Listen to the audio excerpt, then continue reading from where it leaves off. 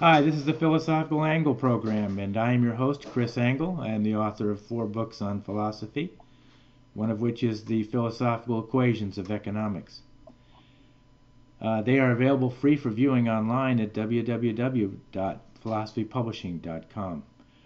The purpose of the Philosophical Angle is to examine the nature of concepts being used in current media and compare the essence of the concept with the usage and circumstances in which the term is being used. And this week we're going to talk about diversity versus national security.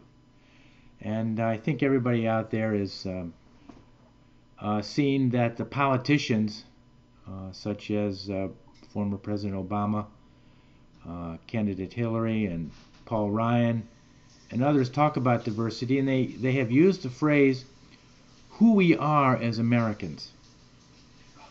They seem to equate that the American character is equal to diversity. And they also seem to indicate from what they say and from their actions that diversity is more important than national security. In fact, it's all important. Diversity is really has two sections to it. It's legal immigration diversity and illegal immigration diversity. And I'd like to call illegal immigration, really, it's not really immigration, it's migration. So they, as we've seen in the news, it's constantly telling us that diversity and their actions, that diversity is more important than national security. But President Trump has seemed to indicate otherwise, and that's why he wants to create a border, whereas Obama had wanted an open border, and the left seems to confirm, the entire left seems to confirm this attitude with criticizing the Trump administration with his will to build a wall, and security and vetting immigrants coming into the United States in the refugee program and elsewhere by making sure that they are not terrorists. And so the left is criticizing this. It seems that they want a borderless world, and this is from their progressive wing of the Democratic Party. It seems to be one of the objectives of the progressive, which I like to call the progressive utopian socialist Democrats. We can take an acronym of that and just call them the PUS Democrats. They're also not only want borderless world, but they want a global government. And I think there are two reasons why they want a global government. Because they feel that white people, specifically white people, if not people in general, are bad, and they need to be regulated. And so they want to have a world government regulating all those bad people out there that come along and subjugate others. And they also want a single global government in order to ensure peace, because as we've seen, of course, throughout history, that most wars are government versus government, and so one world government would get rid of war, and that's kind of a valid point. It's something reasonable you could argue with the leftists. But why borderless and why one world? I think we need to discover that in addition to these two reasons I just mentioned, that behind it all is this diversity, and the result is that everybody can go where they want to. They feel that everybody should be able to go where they want to, and so this would make all cultures equal. So if we have a borderless world and diversity is allowed to migrate, we'll extinguish all cultures. All cultures will be equal, and so really these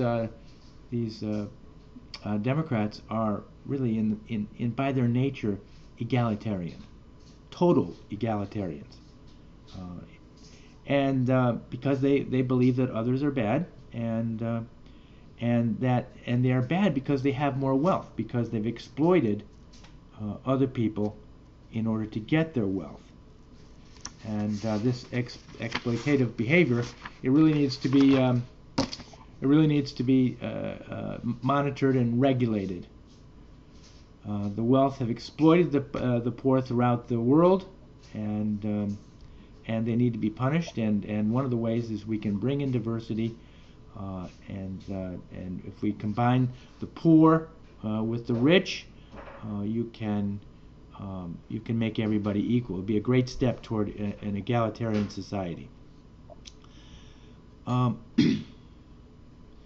But I've noticed actually at one point I've noticed that they want an open border with South America, but they haven't really noted that they want an open border with Asia, because actually Asia is well-to-do itself, specifically Taiwan and Japan and South Korea.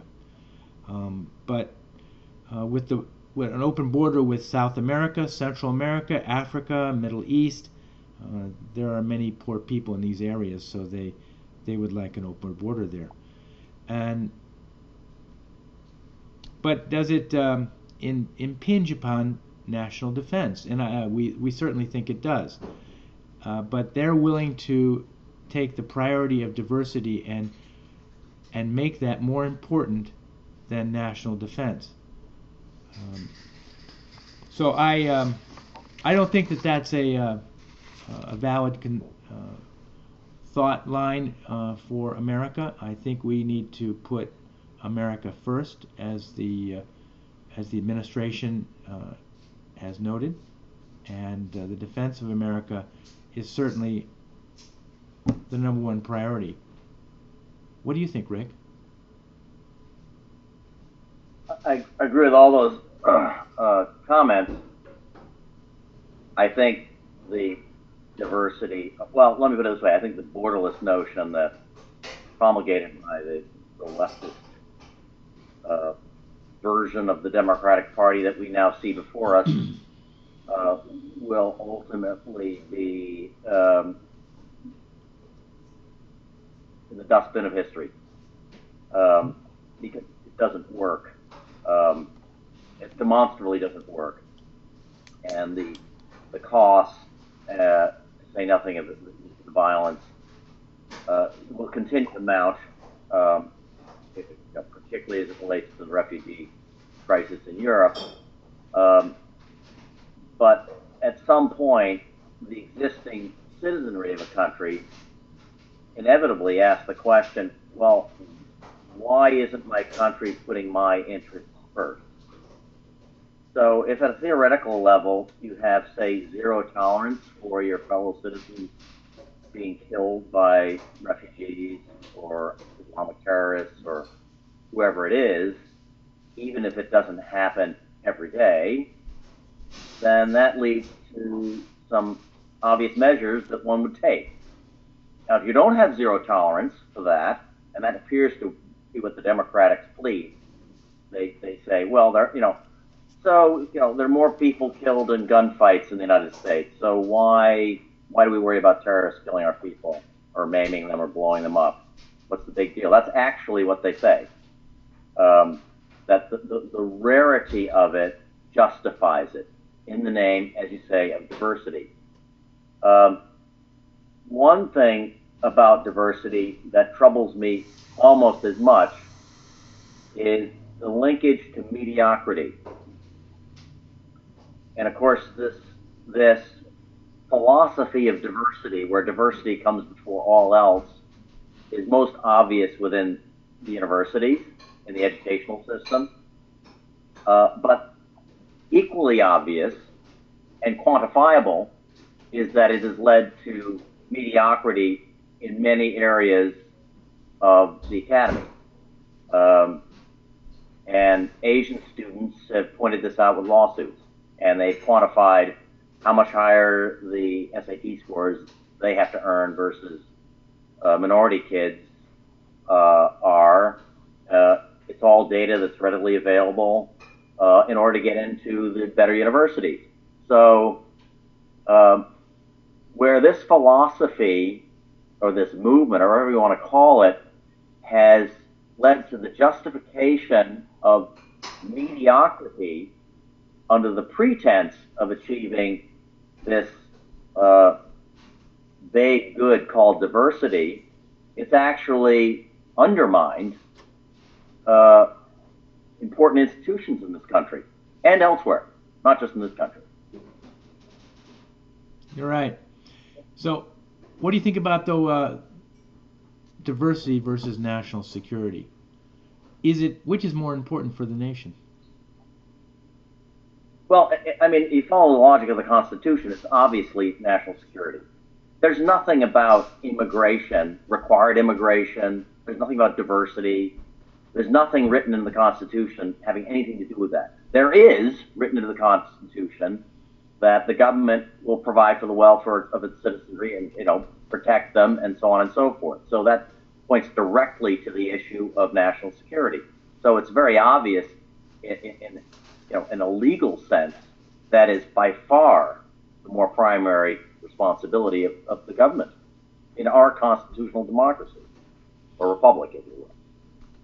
Right, agreed. And that's not even an argument that can be made, actually. Right, and not only that, but one's feeling for self-defense is accrued into the Constitution as a feeling of the whole, also being one of a high priority for self-defense. I think it's obvious that self-defense as a country and self-defense as an individual is one of the first priorities that a life entity will make for itself, and for its those that group together in a society. I would add that I think as much as people who voted for Trump were upset about this lax attitude toward Islamic terrorism and the discomfort of having massive immigration, legal and illegal, I think it is not lost on the average Midwesterner, Southerner, or elsewhere in the country that wages here have been flat for years. All right, flat or declining for years, 20 years, more. And the argument made by the pro-immigration lobby is that immigrants enrich us. All right? Well, we have had millions and millions and millions of immigrants enter the country. It has not enriched the existing citizenry if you measure it by average family income. There is absolutely no evidence of that. I defy anyone to present evidence to that effect. Right. I cannot find any of that. There are no economic statistics that would back that statement up. Okay. Thanks very much for joining us, and we'll see you all next week on the Philosophical Angle program. Rick, thanks for joining us. Thank you.